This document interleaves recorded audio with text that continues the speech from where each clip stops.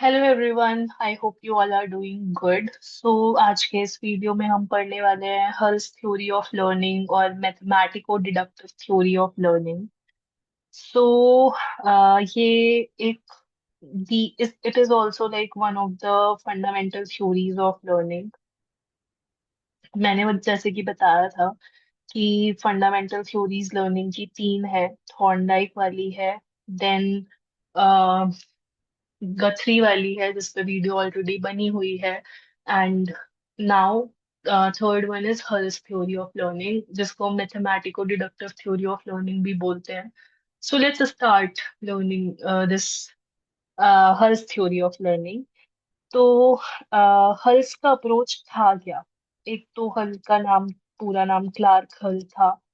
I don't think this is the full name. CL हल कुछ है, तो आई गेस एल से भी कुछ है, I don't know, I don't remember, I mean. तो हल का जो अप्रोच था, इट्स लाइक काफी सिस्टमैटिक अप्रोच था। इसको हम हाइपोथेटिको डिडक्टिव थ्योरी भी बोलते हैं। It's just a fancy way of saying कि I'm going to propose principles or hypothesis and then deduce everything logically like a math problem. तो बेसिकली ये जो थ्योरी है, जिन लोगों को मैथ का फोबिया था बचपन में, उनके लिए this is like new fear unlocked.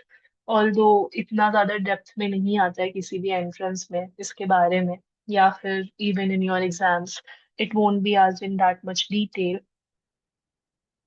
So core theme क्या थी हल की थ्योरी की? Habit formation.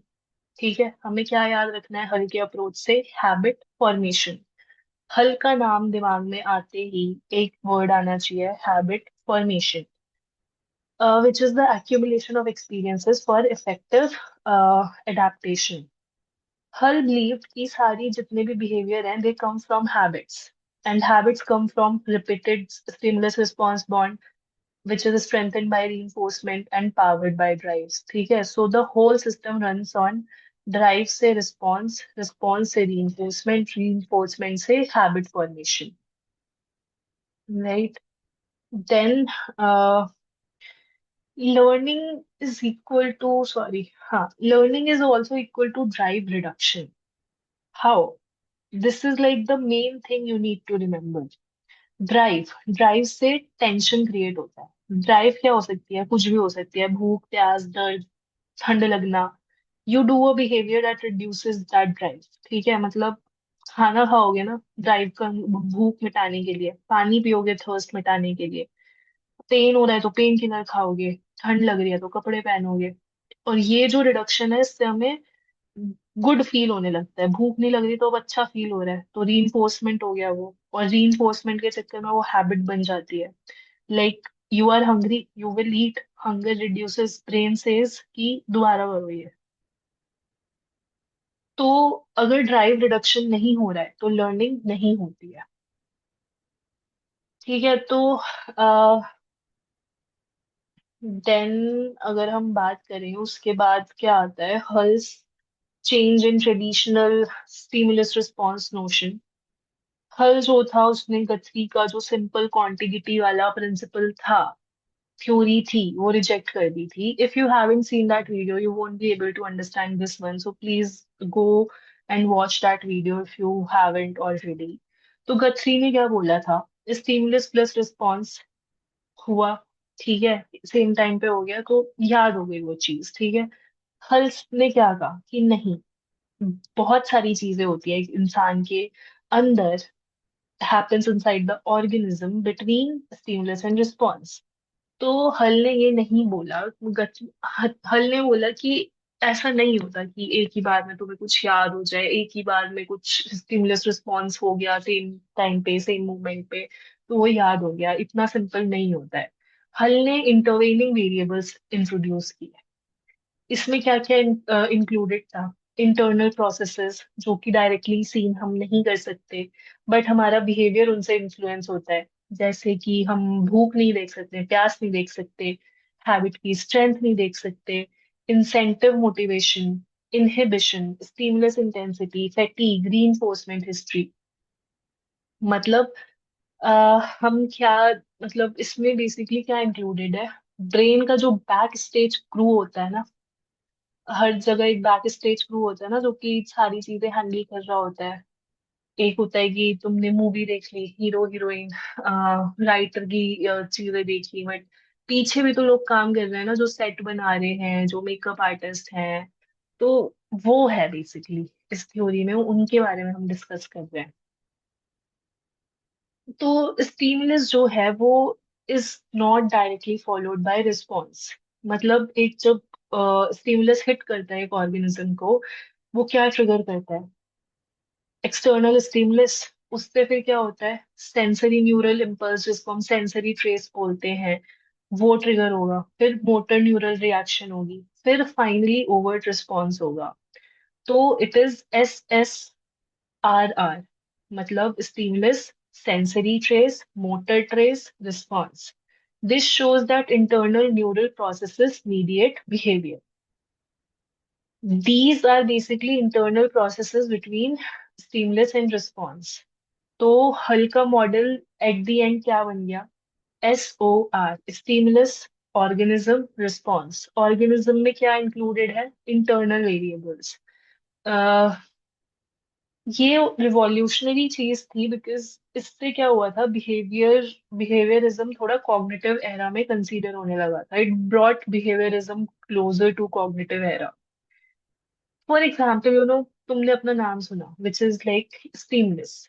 तो ईयर ने वो पिकअप किया, which is sensory signal. Your brain decides what to do, which is the internal process, and then you turn your head, which is the response. तो ये जो पूरी टीम थी इनसाइड, जो वर्क कर रही थी नाम सुनने से लेके हेड टर्न करने तक, दैट इज SOR। ठीक है। देन एक बार मैं अगर फाइनली बोल दूं क्या है ये। गथरी ने बोला स्टिमुलस हुआ, रिस्पॉन्स हुआ, एंड ऑफ स्टोरी। हल ने बोला नहीं, स्टिमुलस हुआ, फिर लॉट्स ऑफ इंटरनल स्टफ हुआ, फिर एक रिस्पॉन्स आता है। Then let's move on to concept of reinforcement and drive stimuli reduction. Learning does not happen in one trial, Hull ने बोला। उन्होंने गथरी से डिसएग्री किया। उन्होंने बोला कि रिपीटेड रीइंफोर्समेंट चाहिए होता है। और रीइंफोर्समेंट तभी वर्क करता है जब वो किसी बायोलॉजिकल ड्राइव को रिड्यूस करे। ड्राइव से क्या होता है? टेंशन क्रिएट होती है। मतलब हंगर, अगर भूख लग रही है तो खाना चाहिए, प्यास लग रही है तो पानी चाहिए। ड्राइव स्टिमुलाई जो है, it is basically the internal drive stimuli leads to the internal cues that accompany a drive. मतलब थर्स्ट ड्राइव स्टिमुलाई जो है, उससे क्या हो रहा है कि मतलब तुम्हें प्यास लग रही है, तो तुम्हें कैसे पता चला प्यास लग रही है? माउथ ड्राई हो रहा है, थ्रोट ड्राई हो रहा है। तुम्हें भूख लग रही है तो कैसे पता चल रहा है? पेट में गुड़गुड़ हो रही है, ठीक है, पेट में चूहे कूद रहे हैं। Then reinforcement is equal to reduction of drive or drive stimulus. Learning happens only when behavior reduces tension. ठीक है। Then अगर हम बात करें, that is aim of reinforcement to reduce drive or drive stimuli. तो इन्होंने क्या किया? इन्होंने डिवाइड कर दिया reinforcement को प्राइमरी और सेकेंडरी में। प्राइमरी में क्या होता है? It directly reduces the biological drive. खाना खा के हंगर मिट गया, पानी पी के प्यास मिट गई। देन सेकेंडरी reinforcement क्या हुआ? Neutral stimuli that get power through association with primary reinforcer। Like पैसे से खाना खरीद सकते हो, तो पैसा reinforcer हो गया, सेकेंडरी reinforcement हो गया। टोकन्स, टोकन से तुम, ये तो हम ABA वगैरह में पढ़ते हैं। Then praise, if it leads to drive reduction indirectly. Then there is habit formation and habit strength. According to Hull, a habit forms when stimulus response connections are strengthened through repeated reinforcement. Every time reinforcement happens, the bond between stimulus and response gets stronger. The measure of learning is equal to habit strength. इसको हम कैसे denote करते हैं? SHR से। SHR, SHR increases with repeated trial, repeated reinforcement, consistent drive reduction. More reinforcement leads to stronger behavior. हल का क्या idea था? Learning is equal to gradual strengthening of habit strength. Then stimulus generalisation. If two stimuli are similar, the habit learned in one transfers to the other. The more similar the stimuli, the stronger the generalization. For example, a dog learns to respond to 600 hertz tone. It will also respond, though weaker, to 580 hertz and 620 hertz tones. Then transfer of learning, like skills learned in one context will transfer to another if stimuli are similar. For example, driving manual car, learning to drive another manual car is easier than learning automatic.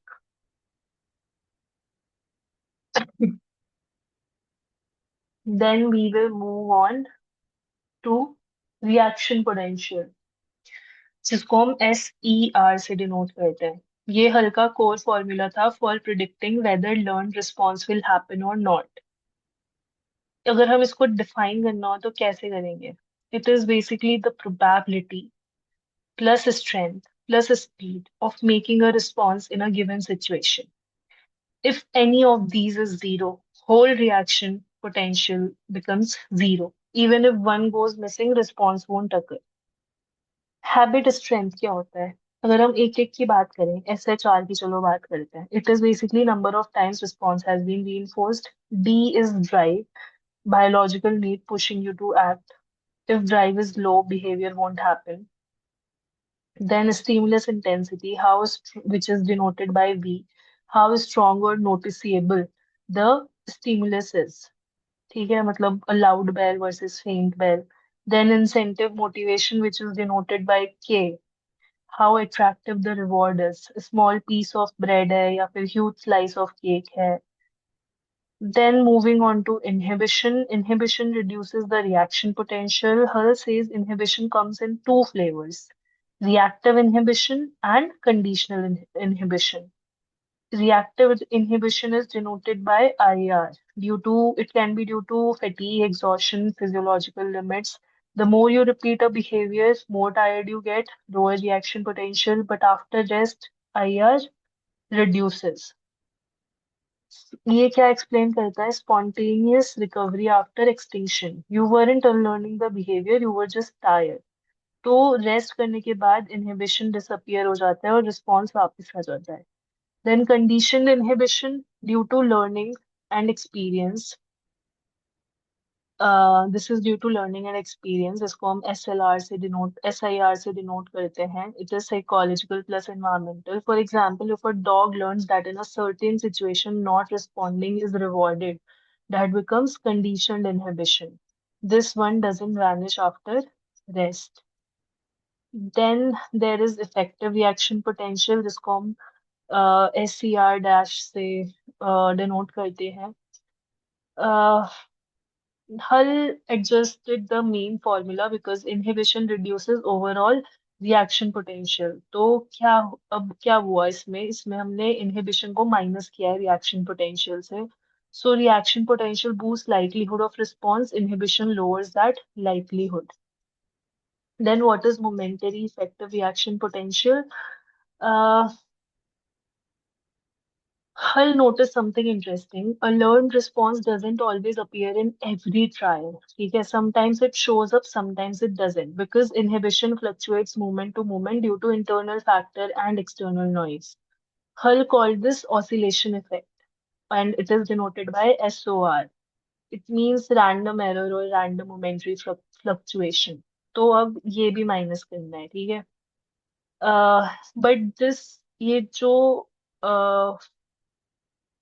होता है basically, it also explains why behavior is not perfectly consistent. Why behavior is not perfectly consistent. Then there is last thing, which is reminiscence effect, masked versus distributed practice. Reminiscence is basically performance improves without practice. Yes, magically. Yeah, sounds cute now because like how it happens because during masked practice, reactive inhibition builds up मतलब जिससे क्या हो रहा है? Fatigue. A break reduces inhibition. Next trial shows improvement because energy is restored. Distributed practice with breaks is better than masked practice. Um, Like, I'm thinking of an example. How would I say? Like, you want a candy, ठीक है? If you really want it, it's like a big drive, and the candy looks yummy. So incentive is also big.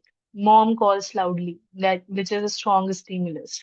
Then you have gotten candy for coming before, which will strengthen the habit. So you will run fast. But if you are tired or you know dad is watching and saying no, or you are distracted, your running speed, which is like reaction potential, it will drop, right? ये basically मैंने ये जो example दिया है it explains ये जो equation है उसको बेटर. अगर मैं I am still thinking about an example for reminiscence effect. Let me just see. यार, to me it sounds like कभी कभी जब हम बहुत थक जाते हैं पढ़ पढ़ के, वी आर लाइक कि यार अब ना पढ़ के ही नहीं जाते, देखते हैं जो होगा देखा जाएगा, एंड बहुत अच्छे मार्क्स आ जाते हैं. Okay, another example. Learning to ride a bicycle. Like एक चाइल्ड जो है वो डेली 1 घंटा प्रैक्टिस कर रहा है. अब चाइल्ड थक जा रहा है, इरिटेट हो जा रहा है, बार बार गिर रहा है. तो ऐसा क्यों हो रहा है? क्योंकि the child is tired. Reactive inhibition fatigue जो है उसके चक्कर में परफॉर्मेंस बेकार हो रही है. अब चाइल्ड को हमने 1 दिन का ब्रेक दे दिया, तो पता चला कि अगले दिन जब वो वापस आया तो फिर he or she is practicing, matlab they are doing it better, they are riding the bicycle better. So it basically says कि rest reduces inhibition. ठीक है. uh, so that is it for Hull's theory of learning. I hope it's clear. Hmm, क्यों मतलब ये जो चीजें हैं ये इतना डिटेल में नहीं पूछी जाती हैं, फॉर्मूला वगैरह नहीं आते. I just explained it to you. I hope it's clear. मैंने बहुत इजीली एक्सप्लेन करने की कोशिश की है. And if there is any doubt please do ask in the comment section. And thank you so much for watching the video.